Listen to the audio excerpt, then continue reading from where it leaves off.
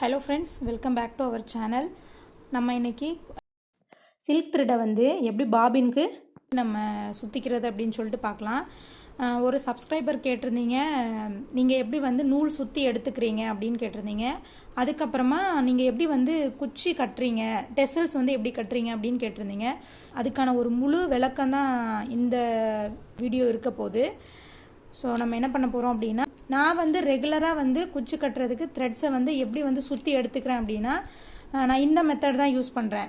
இந்த மாதிரி வந்து 5 இல்லைன்னா 6 பாபின் எடுத்துப்பேன். நான் வந்து இன்றைக்கி 5 பாபின் தான் எடுத்திருக்கேன். இதில் வந்து நான் இந்த க்ரீன் கலருக்கு ப்ளஸ் இந்த ஒரு மாதிரி நாவப்பழ கலர் வந்து முந்தி இந்த சாரீக்கு வந்து குச்சி கட்ட போகிறேன். ஸோ அதனால் வந்து முந்தி கலர் வந்து இந்த கலருங்கிறதுனால இதுக்கு வந்து பாடி கலர் கொடுத்தா நல்லாயிருக்கும் அப்படின்னு சொல்லிட்டு நான் இன்றைக்கி க்ரீன் கலர் எடுத்திருக்கேன் த்ரெட்டு. ஸோ இப்போ இந்த க்ரீன் கலரை வந்து இந்த பாபின்க்கு எல்லாத்துக்குமே சுற்றிக்க போகிறோம். எப்படி சுற்ற போகிறோம் அப்படின்னா, நம்ம வந்து கையில் சுற்றணும் அப்படின்னா கண்டிப்பாக முடியாது. ரொம்ப நேரம் ஆகும் கையில் சுற்றுறதுக்குமே. இந்த சில்க் த்ரெடை வந்து இதுக்கு சுற்றிக்கிறதுக்கு வீட்டில் வந்து தையல் மிஷின் வச்சுருக்கிறவங்க அப்படின்னா நீங்கள் வந்து இந்த மெத்தடை கண்டிப்பாக ஃபாலோ பண்ணுங்கள். உங்களுக்கு குயிக்காக வந்து வேலை முடியும். த்ரெட்டு சுற்றுறதே ஒரு வேலையாக நமக்கு கஷ்டமாக இருக்கும். நமக்கு க்ரோஷா போடுறது கூட அவ்வளோ கஷ்டம் தெரியாது. ஆனால் த்ரெட்டு சுற்றுறது தான் சின்ன சின்ன வேலைகள் தான் நமக்கு பெரிய கஷ்டமாக தெரியும் இந்த க்ரோஷா டிசைன் போடுற வேலையில். ஸோ நம்ம வந்து மிஷின் வச்சுருக்கோம் அப்படின்னா சில்க் த்ரெடை வந்து மிஷின் வச்சு இந்த பாபினில் ஈஸியாக சுற்றி எடுத்துக்கலாம். துணி தைக்கிற மிஷினை வச்சு. ஸோ இப்போ அதை வந்து நம்ம எப்படி சுற்றி எடுத்துக்கிறதுன்னு பார்க்கலாம். அண்டு ஒரு வேளை வந்து நம்மகிட்ட மிஷின் இல்லாதவங்க நம்ம எப்படி சில்க் த்ரெடை வந்து சுற்றி எடுத்துக்கிறது அப்படிங்கிறதையும் வந்து இதில் பார்க்கலாம். ஃபர்ஸ்ட் வந்து இப்போ நம்ம இதில் வந்து எப்படி சுற்றி எடுத்துகிட்டு வந்துடலாம் அப்படின்னு சொல்லிட்டு பார்த்துட்டு வந்துடலாம் வாங்க.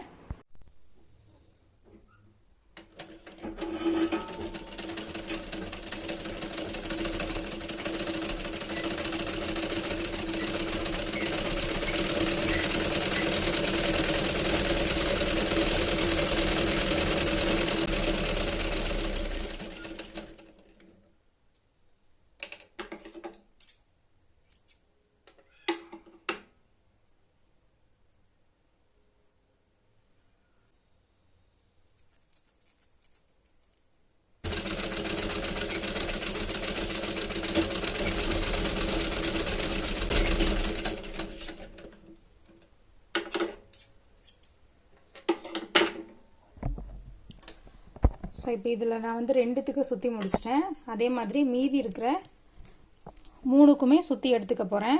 இன்றைக்கி சிம்பிளாக ஒரே ஒரு லைனில் மட்டும்தான் போட போகிறேன். அதனால வந்து நான் சில்க் த்ரெடை வந்து இது ஃபுல்லாக சுற்றலை, பாதி அளவுக்கு மட்டும்தான் சுற்றி எடுத்துருக்கிறேன். பாதி அளவுக்கு மீன்ஸ் இதில் இன்னுமே ஃபுல்லாக சுற்றலாம். நான் வந்து போதுமான அளவுக்கு மட்டும் சுற்றி எடுத்துருக்கிறேன்.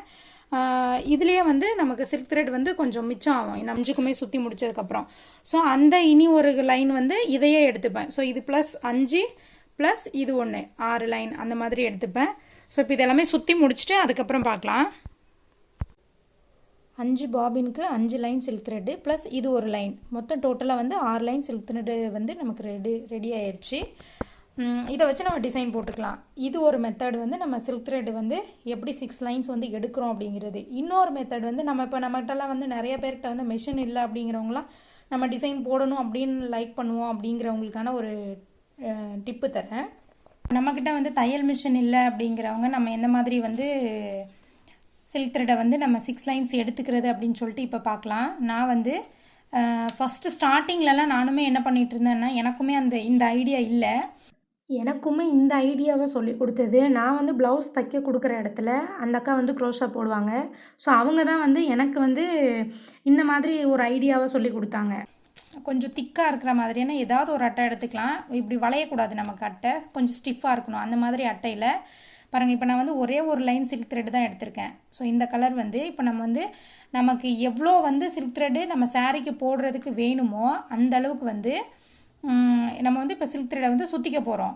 ஸோ நமக்கு வந்து 6 லைன்ஸ் வேணும். அதனால இப்போ வந்து ஃபர்ஸ்ட்டு வந்து நம்ம சுற்றுறது வந்து நமக்கு எந்த அளவுக்கு வந்து நம்ம சாரீக்கு போட போகிறோமோ அந்த அளவுக்கு வந்து ஃபர்ஸ்ட் எடுத்துக்கலாம். பாருங்கள், இந்த மாதிரி சுற்றிக்கணும். நம்ம நமக்கு ஃபஸ்ட் லைன் வந்து நம்ம எவ்வளோ எடுக்கிறோமோ அதிலேருந்து தான் மற்ற 5 லைன்ஸ் வந்து நமக்கு வரும். ஸோ நம்ம எப்படி எடுக்கணும்னா, நமக்கு ஃபர்ஸ்ட் லைன் எடுக்கிறதே நமக்கு சாரீக்கு எவ்வளோ வந்து க்ரோஷா டிசைன் போடுறதுக்கு நமக்கு த்ரெட்டு தேவைப்படுமோ அது வந்து நம்ம ஒரு அப்ராக்சிமேட்டாக தான் எடுக்கணும். கொஞ்சமாக எடுத்துக்கிட்டோம் அப்படின்னா ஒவ்வொரு டைம் சுற்றி யூஸ் பண்ணுற மாதிரி இருக்கும். பட் ஒரே டைம் எடுத்துக்கிட்டோம்னா எக்ஸ்ட்ரா இருந்தது அப்படின்னா கூட நம்ம வந்து டிசைன் போட்டு முடிச்சதுக்கப்புறம் மறுபடியும் நம்மளோட இந்த மாதிரி சில்க் த்ரெட் வந்து இதில் நம்ம சுற்றுறது எக்ஸ்ட்ரா இருந்ததுன்னா கூட மறுபடியும் வந்து நம்ம சாரீக்கு போட்டு முடிச்சதுக்கப்புறமா இதே த்ரெட்டுக்கு வந்து நம்ம சுற்றி எடுத்துக்கலாம். ஸோ இப்போ வந்து நம்ம ஃபர்ஸ்ட் லைன் வந்து இப்போ நம்ம சாரீக்கு நான் வந்து எக்ஸாம்பிளுக்கு தான் சொல்லி காட்டுறேன். இது வந்து நமக்கு இது சாரீக்கு க்ரோஷா போடுறதுக்கு இந்த அளவுக்கு த்ரெட் போதும் அப்படின்னு நம்ம என்ன நினச்சதுக்கப்புறமா இப்போ இங்கே வந்து 2ஆக மடிச்சிருவோம். இப்படி மடிச்சுக்கிட்டோம் அப்படின்னா இது வந்து 2 ஆகிடும். ஸோ இப்போ நமக்கு வந்து லைன்ஸ் எதுலேருந்து வரும் அப்படின்னா, இப்போது இதிலேருந்து ஒரு லைன் வரும், இதிலேருந்து ஒரு லைன் வரும். நம்ம செகண்ட் லைன் பண்ண போகிறோம் அப்படின்னா, ஸோ இந்த 2ஆவது லைனுக்கு வந்து இன்னொரு இந்த மாதிரி அட்டை எடுத்துக்கணும். கொஞ்சம் சேம் அதே மாதிரி தான் ஃபஸ்ட்டு எடுத்துக்கிட்ட மாதிரியே தான், கொஞ்சம் மொத்தமாக இருக்கணும் அட்டை, மடங்கக்கூடாது. ஸோ இப்போ இதை வந்து 2ஆக சுற்றணும் அப்படின்னா, இப்போ நமக்கு இதிலேருந்து ஒரு லைன் வரும், நம்ம எடுத்துக்கிட்டதுலேருந்து ஒரு லைன் வரும். இப்போ இது வந்து 2 லைன் ஆகிடும். இப்போ இதையும் வந்து நம்ம இதே மாதிரி சுற்றி எடுத்துக்கிட்டோம் அப்படின்னா 2 லைன்ஸ் வந்து நமக்கு கம்ப்ளீட் ஆகிடும். இப்போ பாருங்கள், நம்ம ஃபர்ஸ்ட் எடுத்த லைன் வந்து எங்கே எண்ட் ஆகுதோ அந்த இடத்த வந்து இப்போ பிடிச்சிக்கணும். நம்ம பாருங்கள் இந்த மாதிரி. ஸோ இப்போ 2 லைன் வந்ததுக்கப்புறமா இந்த 2 லைன் வந்து நம்ம ஸ்டார்டிங்கில் த்ரெட்டுக்கு எங்கே சுற்றணுமோ அந்த இடத்துல முடிஞ்சிடும். அதுக்கப்புறமா வந்து இப்போ வந்து இதை மடித்தோம் அப்படின்னா நமக்கு 3 ஆகிடும். 3 ஆனதுக்கப்புறமா இப்போ இதிலேருந்து தான் நம்ம வந்து ஃபஸ்ட் லைன் எடுத்தோம். ஸோ இது வந்து எம்டி ஆகிடும். இது எம்டி ஆனதுக்கப்புறமா இதுலேயே மறுபடியும் இப்படி வச்சு தேர்ட் லைனை வந்து நம்ம சுற்றிக்க போகிறோம். ஸோ அப்போ நமக்கு எப்படி வரும் அப்படின்னா 3 லைன் வரும். இப்போ நம்ம சுற்றினதை இதிலேருந்து மீதியாச்சு பார்த்தீங்களா, அது வந்து 2 லைன் வரும். நம்ம இந்த த்ரெட்டு கண்டினியூவாக வந்துக்கிட்டே தான் இருக்கும். இது வந்து நமக்கு எங்கேயுமே கட் ஆகாது. நமக்கு கட் ஆகிறது வந்து இதுவும் தான் மாற்றி மாற்றி கட் ஆகும். Second line, third line, fourth line வந்து வர்றது நமக்கு சில்க் த்ரெட்டு. ஸோ இப்போ வந்து நம்ம சுற்றுறது தேர்ட் லைனு. ஸோ இதே மாதிரி தேர்ட் லைனு இதில் இருக்கிறது ஃபுல்லாக காலியானதுக்கப்புறமா பார்க்கலாம். இங்கே பாருங்கள், இப்போ அதில் வந்து முடிஞ்சிருச்சு. முடிஞ்சதுக்கப்புறமா இந்த தேர்ட் லைன் வந்து எங்கே எண்ட் ஆகுதோ இந்த இடத்துல பிடிச்சிக்கிட்டோன்னா இது வந்து ஃபர்ஸ்ட் லைன் கண்டினியூ ஆகிட்டே இருக்கும். இப்போ வந்து இதை மடிச்சுக்கிட்டோம் அப்படின்னா 4 லைன்ஸ் ஆகிடும். ஸோ இப்போ இதை வந்து நம்ம இதுக்கு வந்து இந்த போர்டுக்கு சுற்றிக்கலாம். சேம் இதே மாதிரி தான் நம்ம திரும்ப சுற்றிக்கிட்டோன்னா 6 லைன் வேணும், 7 வேணுனாலும் இப்படி தான் நம்ம சுற்றிக்க போகிறோம், 8 லைன்ஸ் வேணுனாலும். சில்க் த்ரெட் வந்து இப்போ நம்ம தனியாக எடுக்கிறோன்னா சேம் இப்போ இந்த மெத்தட் ஃபாலோ பண்ணி தான் எடுக்குவோம். நம்மக்கிட்ட மிஷின் இல்லாதவங்க, பாபின் வச்சு நமக்கு சுற்ற முடியாது அப்படிங்கிறவங்க வந்து நம்ம இந்த மெத்தடை தான் வச்சு சில்க் த்ரெட் வந்து சுற்றி எடுத்துக்குவோம். ஸோ இங்கே வந்து 4 லைன் முடிஞ்சு அடுத்து இப்போ நம்ம மடித்தோன்னா 5ஆவது லைன் சில்க் த்ரெட்டு. ஸோ இப்போ இங்கே வச்சு மறுபடியும் 5th லைனை வந்து கம்ப்ளீட் பண்ணிக்க போகிறோம். ஸோ இப்போ 5 லைனுமே முடிஞ்சுது. 6ஆவது லைன் சுற்றிக்கிறதுக்கு நம்ம எடுத்த சில்க் த்ரெட்லேருந்து இப்படி மடக்கிட்டோன்னா 6 லைன் சில்க் த்ரெட் ஆயிடுச்சு. இது வந்து முன்ன பின்ன இருந்தாலும் ஒன்றும் பிரச்சனை இல்லை, பட் நமக்கு வந்து லைன்ஸ் மட்டும் கரெக்டாக வரணும், 6 லைன்ஸு. ஸோ இப்போ இந்த ஷீட் வந்து எம்டி ஆயிடுச்சு. இதில் வச்சு நம்ம அடுத்து 6 லைன்ஸ் வந்து சுற்றி எடுத்துக்க போகிறோம். அவ்வளோதான் ஃப்ரெண்ட்ஸ், சில்க் த்ரெட் வந்து நம்ம சுற்றி எடுத்தாச்சு டிசைன் போடுறதுக்காக. ஸோ இப்போ இதை வந்து கட் பண்ணி எடுத்துக்கலாம். இந்த இடத்துல இப்போ நம்ம கண்டினியூஸாக எடுத்த சில்க் த்ரெட் இங்கே தான் இருக்குது. இதை வந்து இப்படி கட் பண்ணி எடுத்துட்டோன்னா இங்கே பாருங்கள், நமக்கு 6 லைன்ஸ் வந்து silk thread ready. 2 4 5 6. So 6 lines வந்து சில்க் த்ரெட் ரெடி. இந்த மாதிரி தான் வந்து 6 லைன்ஸ் வந்து நம்ம சில்க் த்ரெட் எடுத்துக்கிறது. இப்போ வந்து நம்ம சாரீக்கு குச்சி வந்து டெசல்ஸ் எப்படி கட்டுறோம் அப்படிங்கிறது அடுத்து பார்க்கலாம். சில்க் த்ரெட்டை வந்து இந்த மாதிரி ஒரு ரைட்டிங் பேடில் வந்து நம்ம சுற்றி எடுத்துக்கலாம். சுற்றுறதுக்கு முன்னாடி வந்து நம்மளோட ஃபிங்கரை வந்து இந்த மாதிரி வச்சுட்டு பேக் சைடில் ஃப்ரண்ட் சைட்லேருந்து இந்த மாதிரி த்ரெட் எடுத்துக்கிட்டு ஒரு ரவுண்டு ஃபுல்லாக வந்ததுக்கு அப்புறம் தான் 1 அப்படின்னு சொல்லிட்டு நம்ம கவுண்ட் பண்ணிக்கணும்.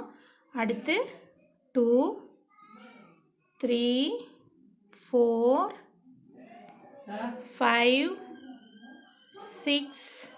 ஸோ இந்த மாதிரி வந்து நம்ம சுற்றி எடுத்துக்கணும். இப்போ நம்ம பேக் சைடில் வந்து ஃபிங்கர் வச்சுருக்கோம். ஸோ அதோடு சேர்த்து இந்த மாதிரி ஒன்றா இந்த மாதிரி மூவ் பண்ணி எடுத்துக்கிட்டோம் அப்படின்னா நமக்கு த்ரெட் வந்து இந்த மாதிரி கிடச்சிரும்.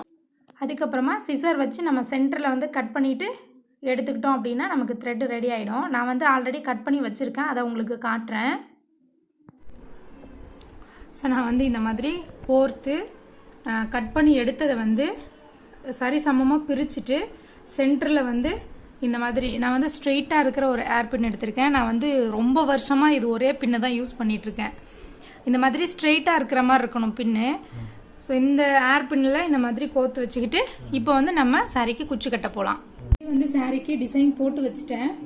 ஆல்ரெடி வந்து இந்த டிசைன் எப்படி போடுறது அப்படின்னு சொல்லிட்டு நம்மளோட சேனலில் போட்டிருக்கோம். இந்த டிசைன் சேமு, அதோட லிங்க் வந்து நான் டிஸ்கிரிப்ஷனில் கொடுக்குறேன், அப்படி இல்லைன்னா ஐ பட்டனில் கொடுக்குறேன், செக் பண்ணி பாருங்கள். 70 அப்படி இல்லைன்னா 80 லைன்ஸ் வந்து சில்க் த்ரெட் எடுத்துக்கிட்டோம் அப்படின்னா அதை வந்து நம்ம நீடில் தான் கோக்க முடியும். பட் 120 லைன்ஸ் அப்படின்னு எடுத்தோம்னா இந்த இடம் வந்து மொத்தமாக ஆகிடும் பாருங்கள் இந்த இடம். அதனால வந்து நீடில் கோக்க முடியாது. ஏர் பின்னில் வந்து கோத்து வச்சுருக்கேன். ஸோ இங்கே 3 செயின் கேப் விட்டுருக்கேன் நான். அந்த 3 செயின் கேப்பில் இந்த மாதிரி ஏர் பின்னை பாஸ் பண்ணி த்ரெட்டை இந்த மாதிரி எடுத்துடுறேன். நம்ம ப்ரீவியஸ் வந்து எந்த அளவுக்கு வந்து விட்டுருக்கோமோ த்ரெட்டு சேம் அதே அளவுக்கு விட்டு இப்படி வந்து டைட்டாக பிடிச்சிட்டு நான் வந்து இன்றைக்கி இந்த சாரீக்கு சில்வர் கலரில் ஜரி த்ரெட் எடுத்திருக்கேன். அதை வந்து நம்ம டெசல்ஸ் போடுறதுக்கு சென்டரில் இந்த மாதிரி பாஸ் பண்ணி ஜரி த்ரெட்டை வந்து நமக்கு லென்த் வந்து நம்ம எந்த அளவுக்கு விட போகிறோமோ அந்த அளவுக்கு வந்து பிடிச்சிக்கிட்டு நான் வந்து இன்றைக்கி இந்த மாதிரி நீடில் தான் எடுத்திருக்கேன். இது வந்து சின்ன சைஸ் நீடில் தான்.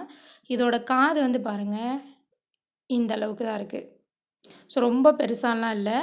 ஸோ இதை வந்து இப்போது ஜரி த்ரெட்டுக்கு உள்ளார விட்டு இந்த மாதிரி எடுத்துக்கலாம். ஒரு டைம் லாக் பண்ணிட்டேன், அடுத்து இன்னொரு டைம் லாக் போட்டுக்கலாம், ப்ளஸ் இன்னொரு டைம் 3 டைம் வந்து ஜரி த்ரெட்டுக்குள்ளார நீடில் பாஸ் பண்ணி இந்த மாதிரி பேக் சைடில் லாக் போட்டுட்டு இப்போ வந்து நம்ம டெசல்ஸோட சென்ட்ரல் பேக் சைடில் வந்து சென்டரில் இருந்து நீடில் ஃப்ரண்ட்டுக்கு மூவ் பண்ணிக்கலாம். இந்த மாதிரி எடுத்துகிட்டு கையை குத்திக்காமல் பார்த்துக்கணும். அதுக்கப்புறமா இதை வந்து இப்போது இழுத்து விட்டுட்டு கட் பண்ணிக்கலாம். நம்ம ப்ரீவியஸ் வந்து எந்த அளவுக்கு லென்த் விட்டுருக்கோமோ அந்த அளவுக்கு வந்து லென்த் விட்டுட்டு இந்த மாதிரி கட் பண்ணிவிட்டு ஒரே ஈவனாக இருக்கிற மாதிரி பார்த்துக்கணும். ஸோ இது வந்து நம்ம ஃபஸ்ட் டைம் போடுறோன்னா நமக்கு அந்த மெஷர்மெண்ட் கரெக்டாக தெரியாது. அப்படி தெரியல அப்படின்னா உங்களோட இண்டெக்ஸ் ஃபிங்கரோட ஃபர்ஸ்ட் கட் 1 இன்ச் இருக்கும் பார்த்திங்களா, அந்த அளவுக்கு மட்டும் விட்டு நீங்கள் கட் பண்ணிக்கலாம், ஈவனாக வரும். இப்போ நான் குச்சி கட்டியிருக்கிறதே பாருங்கள் எல்லாமே ஒரே ஈவனாக தான் இருக்குது. ஸோ இதே மாதிரி தான் நம்ம வந்து எல்லாத்துக்குமே குச்சி கட்டிக்கிறது இதே மெத்தடு தான். நான் வந்து இந்த மெத்தடு தான் யூஸ் பண்ணுறேன். அப்படி இல்லைன்னா நம்ம இந்த குச்சி கட்டுறதே வந்து பேக் சைட்லேருந்து எடுக்காமல் சென்டரில் வந்து இந்த மாதிரி ஜரி த்ரெட்டு தெரியாமல் இருக்கணும் அப்படின்னா நம்ம பூ கட்டுற மாதிரி நாட் போட்டுட்டு அதுக்கப்புறமா கூட நம்ம கட்டிக்கலாம். ஸோ அது ஒரு மெத்தட் இருக்குது. பட் நான் வந்து அந்த மெத்தட் யூஸ் பண்ணுறதில்ல. இந்த மாதிரி தான் நான் வந்து குச்சி கட்டிக்கிறேன்.